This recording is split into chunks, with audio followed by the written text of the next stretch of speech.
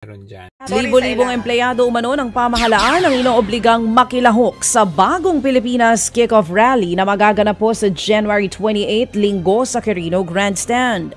Sa panayam ng programang ito, sinabi ni dating Courage National President Ferdinand Gaite na required dumalo ang mga empleyado ng ilang ahensya ng pamahalaan. Yan ay kahit hindi raw malinaw sa kanila kung tungkol saan o anong gagawin sa aktibidad.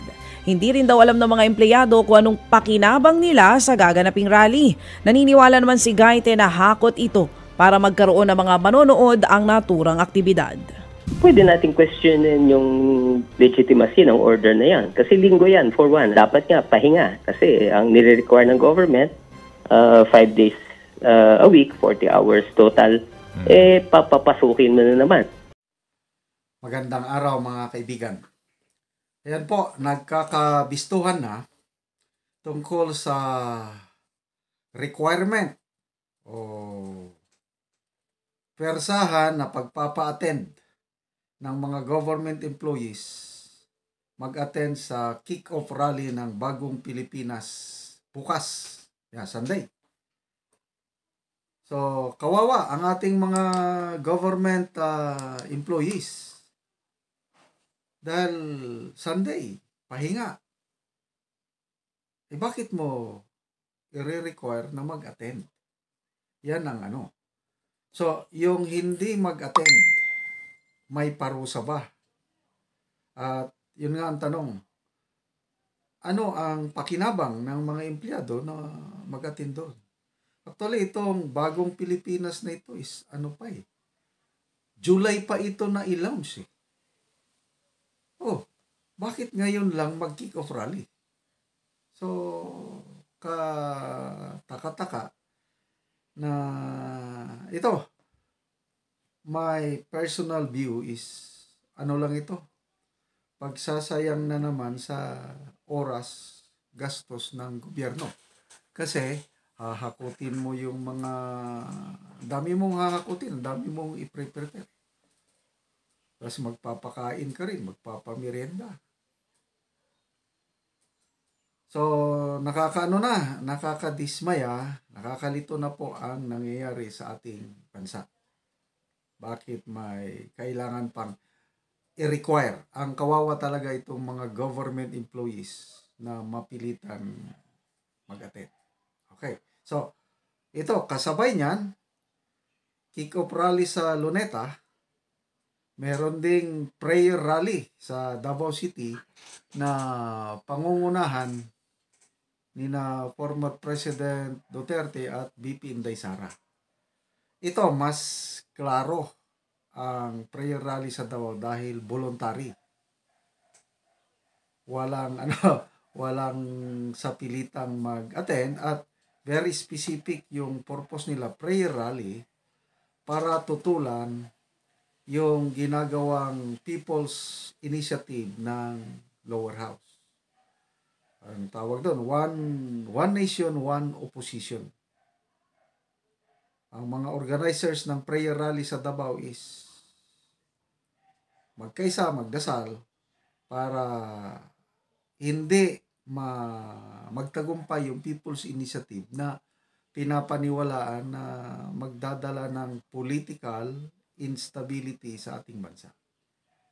Kasi mawawala na ang Senado at baka wala ng eleksyon ngayong 2025 and even 2028. And then, ang mga nasa poder ngayon, mag-i-extend ng kanilang term pag naging unicameral na ang sistema ng ating gobyerno. So, ang tanong, alin sa dalawang rally ang dudumugin ng mga tao? To me, kung malapit lang ako sa Davao, mag-attend ako doon dahil it's a prayer rally. Tapos very specific yung purpose ng rally. Dito naman sa kick-off rally on Sunday, I doubt baka hakot mga dalang artista o So, ano ba itong nangyayari sa ating yung dating unity team na ang ganda ng pagsasama, bakit nagkaganito? Ano ba ang punot dulo? Bakit sayang yung sayang yung political capital yung unity team na ito. Sa history ng Pilipinas, itong tandem ni BBM at VP Sara, ito yung pinakamalaking winning margin in all elections. So, ang ganda ng simula ngayon, wala na. So, instead na pagtuunan ng pansin, yung mga problema ng taong bayan, kagaya ng pagtaas ng presyo, ng trabaho, pag-reduce ng poverty, hunger, wala na didebate na po tayo sa political circus nito. So, good luck sa dalawang rallies. And ako, I am rooting. Kung hindi man ako makatin sa prayer rally sa Davao, my spirit will be there. Sa kabilang dako naman ay meron namang candlelight prayer rally. Ayan, to be led by former President Rodrigo Roa Duterte. At yan po ay magaganap sa Rizal Park, Davao City. Yan po, January 28 po yan. The same day ng Bagoong Pilipinas Kick-Off Rally. Pero ito, mas matiwasay, mas tahimik, mas bukal sa loob ang event na ito kasi ito naman po ay para doon sa bunsod ng kagustuhan ng taong bayan. Hindi po yung sapilitan or pinipilit or nire-require para sa walang kwentang bagay at gagastusan na naman nila yan gamit-gamit ang tax ng bayan. Dalawang higante at mukhang magkaribal na rally ang mangyayari sa dating na linggo, January 28. Ang una po ay inilulunsad ni Pangulong Bongbong Marcos na Bagong Pilipinas Kick-Off Rally sa Luneta Grandstand linggo ng gabi. Ito pong Bagong Pilipinas ay ang bagong rebranding ng pamahalaan na madalas naman ay nangyayari kada administrasyon.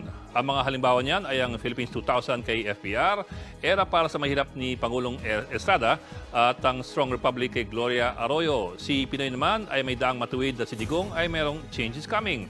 Parang throwback din ito nung panahon ng kanyang tatay na naglunsad ng bagong lipunan or New Society Movement nung panahon ng martial law. Katunayan, inununsyo itong rebranding na to ni Pangulong Marcos noon pang Hulyo 2023. At noon pa lamang, marami na rin po ang nagtaka kung bakit medyo delayed ang kanyang rebranding. Mas lalo pang delayed ang kick-off nito bukas, 6 na buwan matapos ang unang announcement. Ayon sa Presidential Communications Office, itong Bagong Pilipinas ni Pangulong BBM ay isa na namang hudyat ng pagbabago na nakasalalay sa personal at community involvement and participation. At inaanyayahan ang lahat ng kawani ng gobyerno na tumungo sa Luneta sa linggo.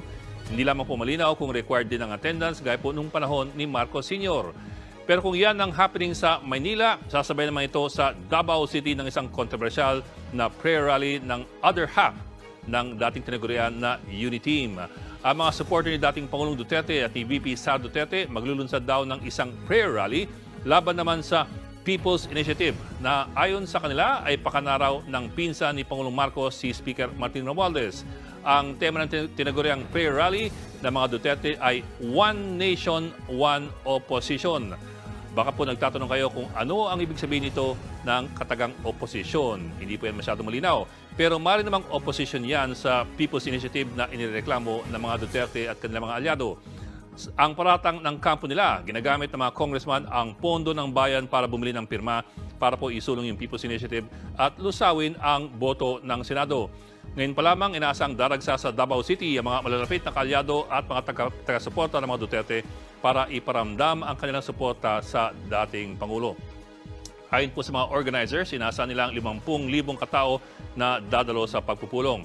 At inaasahan din magsasalita, hindi lamang po si Sara Duterte pero pati ang kanyang ama na si dating Pangulong Rodrigo Duterte. Sa madaling salita, sa dating po na linggo, asahan ang show of force o pakitaan ng pwersa na magkabilang panig, ang panig ni Pangulong Marcos at ang panig ni dating Pangulong Rodrigo Duterte. Bagamat sa kanilang public appearances ay mukha namang nagkakasundo pa rin ang dalawa, ilang linggo na po nagbabangayan ang mga supporter ng magkabilang panig. Ang kapatid ng Pangulo na si Senadora Amy Marcos, minsan na pong sinabi na nababahala ang kanyang matalik na kaibigan na si VP Sara kung ano talaga ang balak sa kanya ng Pangulong Marcos. Bakit po? Dahil sa nakaraang mga buwan, tila lumalaki at ang hindi pagkakaunawaan sa pagitan po ng dalawang panig. Mula sa binagong posisyon ng Marcos administration sa China at sa West Philippine Sea hanggang sa binatikos at binawi na confidential funds ni VP Sara hanggang sa mga papiyaw sa war on drugs at ngayon naman sa pagpasok daw ng Pilipinas ng International Criminal Court. At ang pinakahuli nga ay ang issue ng People's Initiative.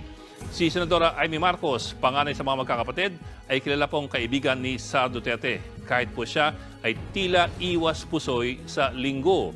Nung tanongin namin siya kung saan siya mag-a-attend, kung duma siya sa Luneta o sa Davao City, ang kanyang sagot, ang senador daw ay magsisick leave. Binatikos naman ng Bayan Muna ang pagtitipon at sinabing pagsasayang lamang ito ng panahon at pondo ng gobyerno. Ayon kay Bayan Muna Chairman Nery Colmenares, sasakyan lamang umano ng administrasyon ng rally para isulong sa mga dadalo ang panukalang charter change.